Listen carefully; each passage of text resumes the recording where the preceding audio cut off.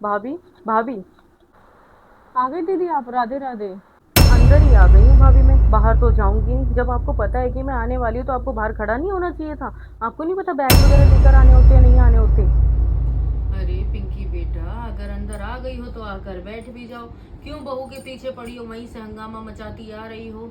अरे मेरा कुछ काम कर रही थी, इसीलिए लगी हुई थी काम में। सुबह से बेचारी सुबह से किसी न किसी काम में लगी हुई है कि दीदी आने वाली है ये कर लूं, दीदी आने वाली हो वो कर लूं।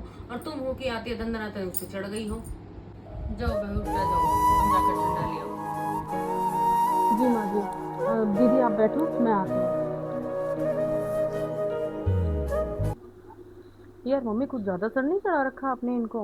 है थोड़ी है तो बंदा खुद से यूज करता ही है। अब तू थोड़ा शांत हो जा, समझी? पानी वानी पी और थोड़ा आराम कर। और ये बता कितने दिन के लिए आई है? रहना, माँ इस बार तो सच बताऊं मैं रह कर जाऊंगी, क्योंकि बाबू की भी गर्मियों की छुट्टी पड़ गई है और घर पर भी कोई ऐसा काम नहीं है जो मुझे जल्दी जाना हो, तो मैं इस बार तो आराम से जाऊंगी रुक कर। लो दीदी ठंडा। यार भाभी, आप खाली ठंडा उठा लाए हो, घर में नाश्ता वाश्ता नहीं है? बंदा इतनी दूर से आया, उसे कुछ खाने को दे दो, या फिर अपने लिए रख लिया उठा के सब खाने को। अरे नहीं नहीं दी, आप गलत समझ रहे हो। मैं नाश्ता तैयार करके लगा के रखी आई हूँ ट्रे में। मैंने सोचा आप थोड़ा गर्मी में आए हैं तो पहले आपको ये दे देती हूँ पीने के लिए ठंडा, फिर ले आऊंगी।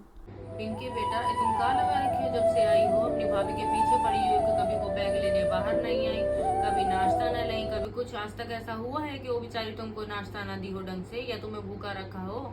अपनी बुआ की आदतों में आ गई हो का? बेटा ढंग से रहो, समझी? वहां पर। हाँ वहाँ कुछ नहीं बेटा, अपने स्वभाव में थोड़ा नरमी लाओ। अपनी भाभी से तमीज से बात करा करो, बड़ी है वो तुमसे, समझी? कहीं ऐसा ना हो हमारे मरने के बाद तुम्हारे इस बर्ताव के चलते वो तुम्हें पूछे ही ना। तो इसीलिए बोल रहे हैं तुम्हें ढंग से रहो, बड़ी है वो तुमसे, इज्जत से पेश आया करो। और रहने आई हो अपना ढंग से रहो। ठीक है माँ,